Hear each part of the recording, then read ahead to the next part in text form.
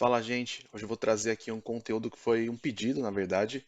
Aliás, a pessoa pediu um vídeo sobre currying também, mas eu já tenho um vídeo gravado que fala sobre currying e, se eu não me engano, pipe e compose no JavaScript.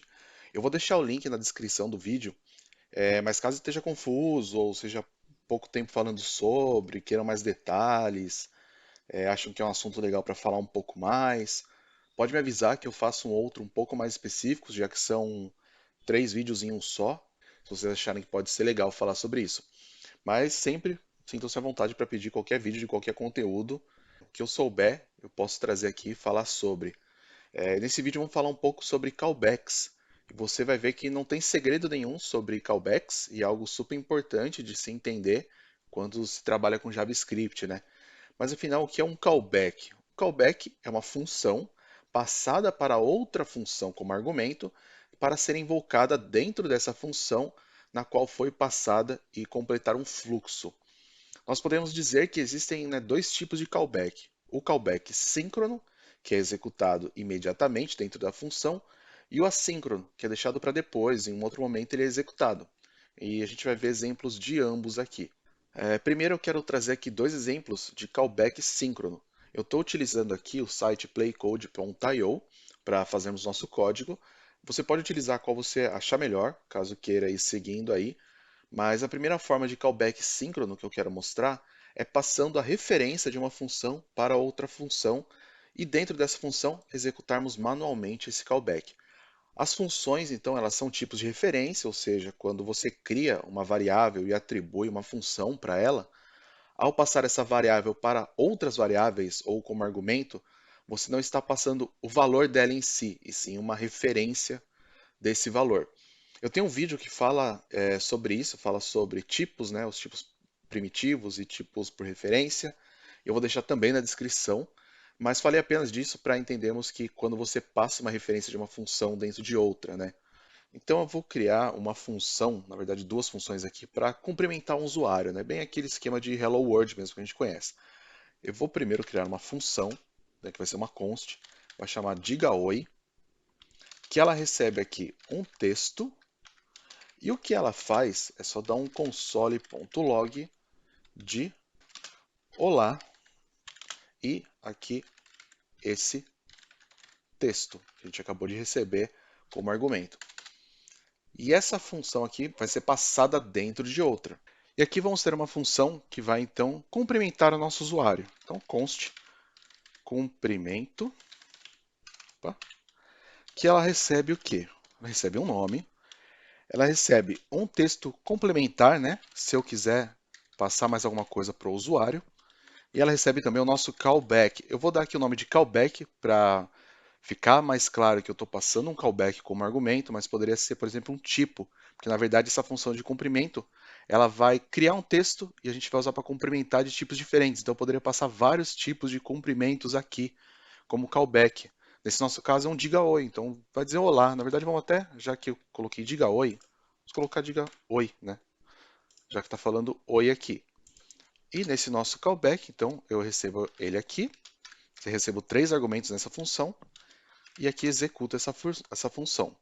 Então a primeira coisa que eu vou fazer é vou criar esse texto por inteiro. Vou criar um const texto, que ele vai receber aqui uma interpolação de string, na verdade string template, né, com a interpolação aqui de o nome do usuário. E o que eu faço com esse complemento aqui? Eu vou usar um ternário para dizer se eu tenho que colocar esse complemento ou não, até para saber se eu tenho que colocar uma vírgula ou não.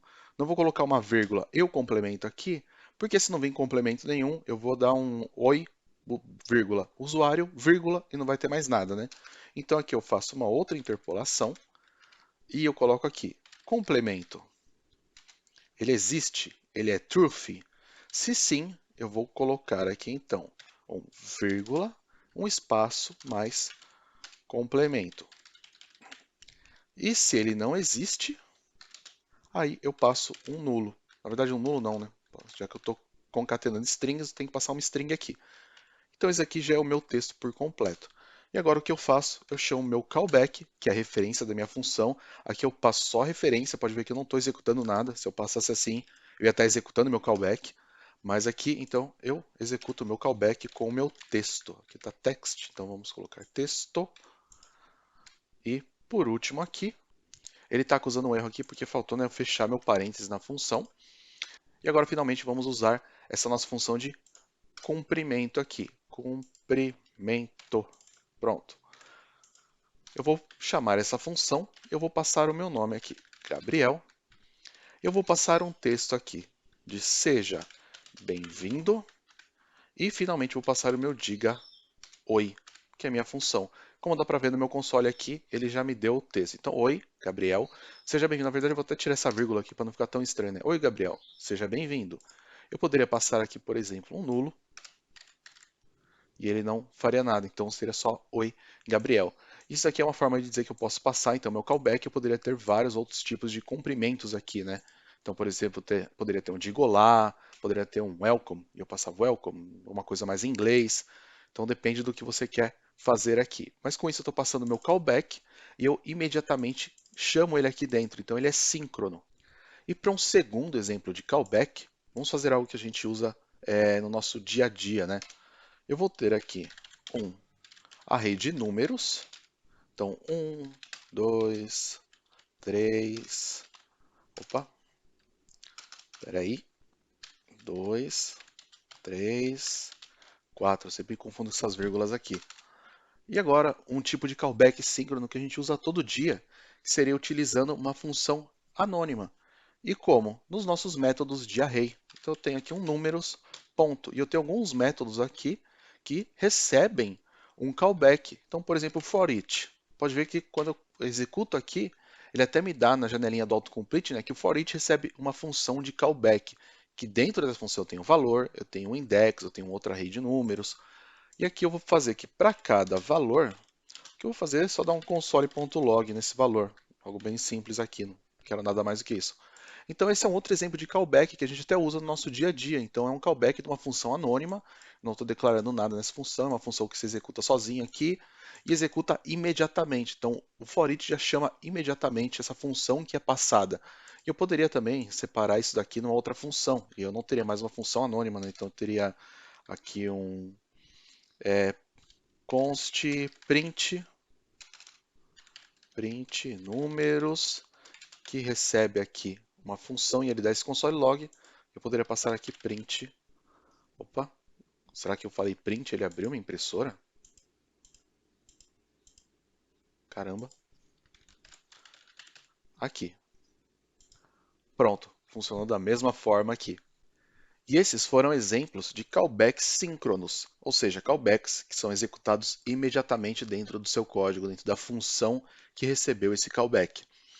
Seja por nós mesmos, dentro da função, né, como a gente fez no diga oi, que nós mesmos chamamos essa função, ou com uma função anônima, mais implícita, né? Como é o caso do array, que nós vimos aqui no nosso for each, que eu passo uma função anônima, como foi na primeira forma, né? E eu passo uma função anônima que ele automaticamente executa essa função. E agora sobre callbacks assíncronos. Esses callbacks são funções que não são executadas imediatamente. E qual seria um exemplo desses callbacks? Um deles é a função passada no setTimeout, né? Então no setTimeout eu posso ter uma função aqui, que é um handler, né? Que vai fazer alguma coisa. Então, vou até colocar aqui um nada, né? Porque eu não vou usar o setTimeout como exemplo mesmo. E eu tenho aqui um número, né? Então, ele está até dando errado aqui, porque eu passei um handler que não faz nada, né? Eu posso dar um console.log de oi. Vai, só para ele não me acusar de nada aqui. Isso, como eu expliquei, eu vou deixar também aqui um link para um vídeo sobre Event Queue, né, fila de eventos. Então ele pega esse callback, ele joga numa fila de eventos que é executado depois. Até uma técnica de você passar como zero, só para jogar essa função aqui para ser executada depois de tudo. Mas aqui já é um tipo de callback assíncrono, que não é executado imediatamente. Então o nosso setTimeout reserva um tempo futuro para poder executar esse nosso código aqui. Mas eu quero usar um exemplo um pouco diferente aqui, né? Porque esse é um pouco mais comum, mas também é um exemplo de callback assíncrono.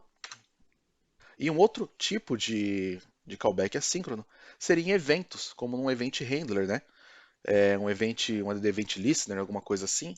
E aqui no Play Code, né? eu já tenho um index.html que ele me cria aqui, que é um botãozinho com esse Hi Click Me, está aparecendo aqui embaixo. Mas eu quero criar aqui um método para a gente executar nesse botão, nesse clique de botão. Então eu vou criar uma const aqui de na verdade, ao clicar, né? Que é uma função que não recebe nada, a única coisa que ela vai fazer aqui vai ser eu dar um console.log para o usuário, falando de o usuário clicou. A gente vai falar só que o usuário clicou no botão aqui. E como é que eu crio esse callback assíncrono então? Eu vou pegar o meu document, né? E eu vou usar aqui um query selector para a gente selecionar alguma coisa na nossa DOM, que eu possa passar qualquer tipo de seletor aqui, inclusive um seletor de classe. Então eu vou pegar a minha classe de button, que eu tenho lá, e para ele aqui eu vou dar um add event listener. Então eu vou adicionar um evento aqui, que ele vai ficar esperando alguma coisa acontecer, vai ficar esperando esse evento acontecer, para então ele disparar o meu callback. Primeira coisa que eu passo aqui para ele seria o tipo de evento que eu quero. Então eu quero um evento de clique, eu vou esperar um clique nesse botão.